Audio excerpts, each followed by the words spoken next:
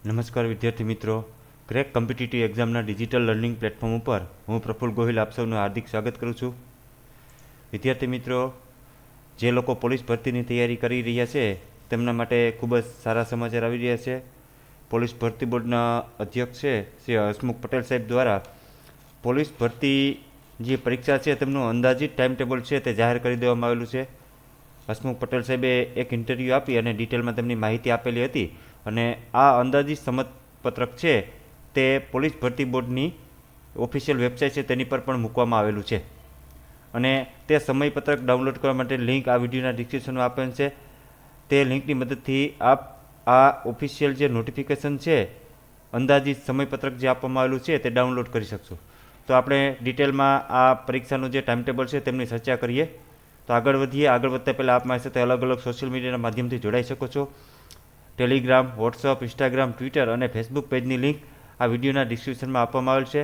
તે લિંકની મદદથી આપ મારી સાથે અલગ અલગ સોશિયલ મીડિયાના માધ્યમથી જોડાઈ શકો છો. તો વિદ્યાર્થી મિત્રો, લોકરક્ષક એટલે કે પોલીસ કોન્સ્ટેબલ માટે અને પીએસઆઈ માટે આ બંને પરીક્ષાઓ માટે અત્યારે ફોર્મ ભરાવાના ચાલુ છે. 30 એપ્રિલ સુધી ફોર્મ ભરી શકાશે અને આ બંને પરીક્ષાઓ છે તેમનો જે અંદાજિત સમયપત્ર એટલે કે ક્યારે ફિઝિકલ એક્ઝામ હશે, ક્યારે લેખિત પરીક્ષા હશે, તેમનું સમયપત્રક અંદાજિત છે તે જાહેર કરી દેવામાં આવેલું છે. તો આપણે તેમની ડિટેલમાં ચર્ચા કરીએ. તો પહેલાં લોકરક્ષક એટલે કે કોન્સ્ટેબલની પરીક્ષા છે તેમની તારીખોની જોઈએ. તો એલઆરડી અને પીએસઆઈ બંનેના ફોર્મ ભરવાનો સમયગાળો અને જે ફિઝિકલ એક્ઝામ છે તે બધી જ તારીખો સેમ છે. એટલે બંને ભરતીઓ માટે એલઆરડી અને પીએસઆઈ માટે જે 13 માર્ચના રોજ જાહેરાત કરવામાં આવેલી હતી તેમના ફોર્મ ભરવાના શરૂ થઈ ગયા છે. 30 એપ્રિલ 2024 સુધી ફોર્મ ભરાશે અને આ ફોર્મ ભરાઈ જાય ત્યારબાદ 7 મે સુધી ઓનલાઈન ફી ભરી શકાશે અને ત્યારબાદ ફરીથી જે લોકો અત્યારે 12મા ધોરણની અને ગ્રેજ્યુએશનની પરીક્ષા આપેલી છે પરંતુ તેનું રિઝલ્ટ આવેલું નથી તેવા જે લોકો બાકી રહી જશે તેમનું એપ્રિલ અથવા તો મે મહિનાના અંતમાં રિઝલ્ટ આવી જાય પછી તે લોકોને પણ લાભ મળે એટલા માટે ઓગસ્ટ અને સપ્ટેમ્બર 2024માં આ બાકી રહેલા ઉમેદવારો છે તેમના માટે અરજી સ્વીકારવા માટે ફરીથી સાઇટ છે તે રીઓપન કરવામાં આવશે. એટલે અત્યારે જે લોકો રિઝલ્ટની રાહ જોઈ રહ્યા છે તેમણે પણ ચિંતા કરવાની જરૂર નથી, કારણ કે ઓગસ્ટ અને સપ્ટેમ્બર મહિનામાં તેઓને પણ ફોર્મ ભરવાનો મોકો મળશે. તો ઓગસ્ટ અને સપ્ટેમ્બર 2024માં જે બાકી રહી ગયેલા છે 12 પાસ અને ગ્રેજ્યુએટના ઉમેદવારો તે ફોર્મ ભરી શકશે.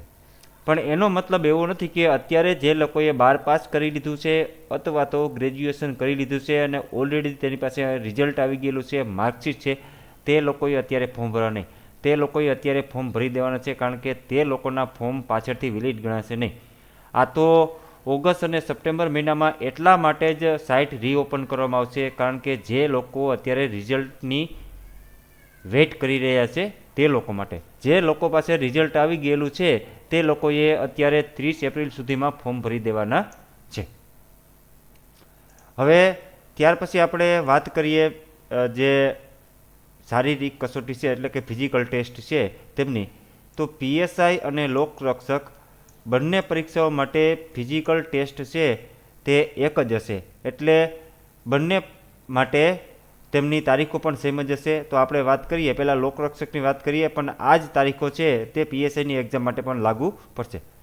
તો શારીરિક કસોટી છે તે નવેમ્બર અને ડિસેમ્બર મહિનામાં આયોજન કરવાનું નક્કી કરવામાં આવેલું છે. એટલે અંદાજિત સમયપત્રક છે નવેમ્બર મહિનામાં અથવા તો નવેમ્બરના મધ્યમાંથી એ શારીરિક કસોટી લેવાનું કદાચ શરૂ થઈ જાય, કારણ કે અત્યારે એપ્રિલ ત્યારબાદ મે અને જૂન મહિનામાં ઉનાળો હોય અને ત્યારબાદ જે ચોમાસાનો સમયગાળો છે તે સમયગાળા દરમિયાન જે શારીરિક કસોટી છે તે લઈ શકાય નહીં. એટલા માટે ચોમાસું પૂરું થઈ ગયા બાદ નવેમ્બર મહિનામાં અથવા તો ડિસેમ્બરમાં શારીરિક કસોટી લેવામાં આવશે. ત્યારે શિયાળાની પણ શરૂઆત થઈ ગયેલી હશે. જે આ શારીરિક કસોટી ડિસેમ્બર મહિનામાં પૂર્ણ થશે તે શારીરિક કસોટીનું પરિણામ જાન્યુઆરી 2025માં જાહેર કરવામાં આવશે. ત્યારબાદ એટલે આ છે ને શારીરિક કસોટી અને તેનું પરિણામ છે તે એલઆરડી અને પીએસઆઈ બંને માટે લાગુ પડશે. એટલે કે પીએસઆઈની શારીરિક કસોટી છે તેમનું પણ રિઝલ્ટ આવી જશે, એટલે કે બંને માટે એક જ શારીરિક કસોટી આપવાની રહેશે. ત્યારબાદ લેખિત પરીક્ષા શરૂ થશે. તે લેખિત પરીક્ષા બંને માટે અલગ અલગ હશે. તેમાં આપણે લોકરક્ષકની વાત કરીએ તો લોકરક્ષકની લેખિત પરીક્ષા છે તે ફેબ્રુઆરી 2025માં લેવામાં આવશે, અંદાજિત તારીખ આપેલી છે. અને લેખિત પરીક્ષાના ગુણ છે તે માર્ચ 2025માં જાહેર કરી દેવામાં આવશે. ત્યારબાદ માર્ચ એપ્રિલના સમયગાળા દરમિયાન જ લેખિત પરીક્ષાના ગુણ છે તેનું રીચેકિંગ કરવામાં આવશે. અને ત્યારબાદ લેખિત પરીક્ષાનું પરિણામ છે તે એપ્રિલ 2025ના અંત સુધીમાં જાહેર કરી દેવામાં આવશે. અને એપ્રિલ મહિનામાં જ ડોક્યુમેન્ટ વેરિફિકેશનની કામગીરી છે તે પણ પૂર્ણ કરી દેવામાં આવશે. આ લોકરક્ષકની આપણે વાત કરીએ છીએ, પીએસઆઈની નહીં, બરાબર? એટલે ખાસ યાદ રાખશો, જે લોકરક્ષકની પરીક્ષા છે તેમનું પરિણામ છે તે લેખિત પરીક્ષાનું પરિણામ એપ્રિલમાં આવશે અને દસ્તાવેજની ચકાસણીની કામગીરી છે તે પણ એપ્રિલ 2025માં પૂરી કરી દેવામાં આવશે. અને ત્યારબાદ મે 2025માં હંગામી એટલે કે પ્રોવિઝનલ રિઝલ્ટ છે તે જાહેર કરવામાં આવશે. મે 2025 સુધીમાં આ પ્રોવિઝનલ મેરિટ લિસ્ટ છે તે જાહેર કરી દેવામાં આવશે. ત્યારબાદ જો ઉમેદવારોને આ રિઝલ્ટ સામે કોઈ વાંધા હોય તો વાંધા મંગાવવા માટે પણ મે મહિનામાં ઉમેદવારોને સમય આપવામાં આવશે. અને આ વાંધાઓની ચકાસણી કર્યા બાદ આખરી પરિણામ છે તે પણ મે 2025 સુધીમાં પૂરું થઈ જશે. એટલે આમ જોઈએ તો લોકરક્ષકની જે ભરતી છે તેની જાહેરાત આપણે માર્ચ 2024માં આવેલી છે અને અત્યારે આપણે એપ્રિલમાં અત્યારે ફોર્મ ભરવાના ચાલુ છે. તો આ માર્ચ 2024માં જે જાહેરાત આવેલી છે તે જાહેરાતની સમગ્ર ભરતી પ્રક્રિયા છે તે મે 2025 સુધીમાં પૂરી કરી દેવામાં આવશે.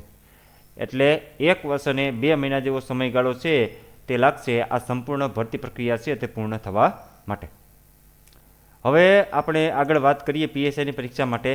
તો આ જાહેરાત તો બંને માટે સેમ હતી, લોકરક્ષક અને પીએસઆઈ માટે. અને જે શારીરિક કસોટીની તારીખો છે તે પણ સેમ છે. એટલે જાહેરાત માર્ચ 2024માં આવેલી હતી. 30 એપ્રિલ સુધી ફોર્મ ભરાશે, 7 મે સુધી ઓનલાઈન ફી ભરી શકાશે. અને જે બાકી રહી ગયેલા ઉમેદવારો છે તે ઓગસ્ટ અને સપ્ટેમ્બર 2024માં ફોર્મ ભરી શકશે. નવેમ્બર ડિસેમ્બરમાં આ શારીરિક કસોટી યોજાશે લોકરક્ષકની સાથે સાથે, એટલે કે બંનેની એક જ હશે. અને શારીરિક કસોટીનું પરિણામ પણ જાન્યુઆરી 2025 સુધીમાં આવી જશે.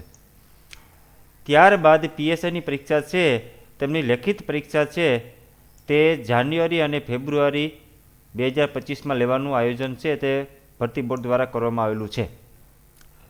આ જાન્યુઆરી અને ફેબ્રુઆરી 2025માં પરીક્ષાનું આયોજન થાય ત્યારબાદ લેખિત પરીક્ષામાં પેપર 1 છે તે OMR પ્રકારનું હશે. વિદ્યાર્થી મિત્રો, આપણે જે આ પોલીસ અને પીએસઆઈ ભરતીનો જે પેપર સ્ટાઇલ છે અને જે નવા રિક્રુટમેન્ટ રૂલ્સ છે એની ડિટેલમાં ચર્ચા કરી છે ને તેનો વિડીયો લેક્ચર છે તે અગાઉ મૂકેલો જ છે.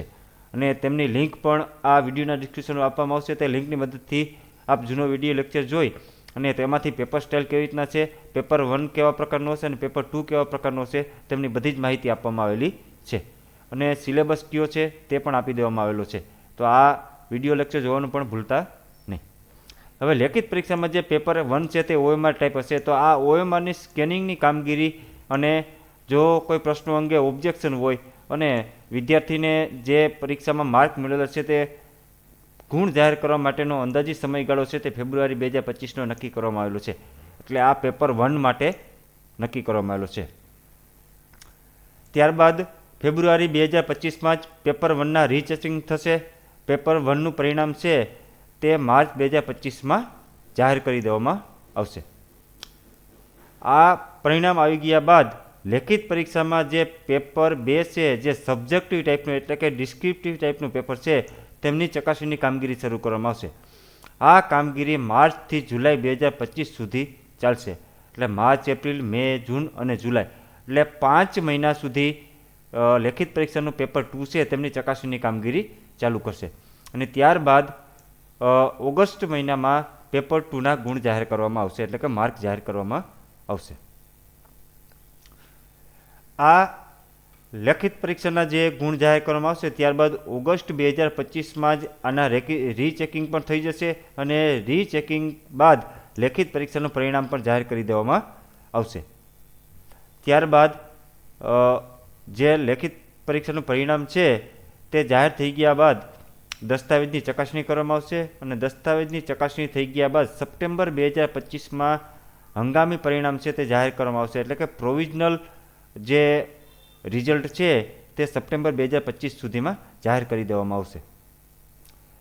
આ હંગામી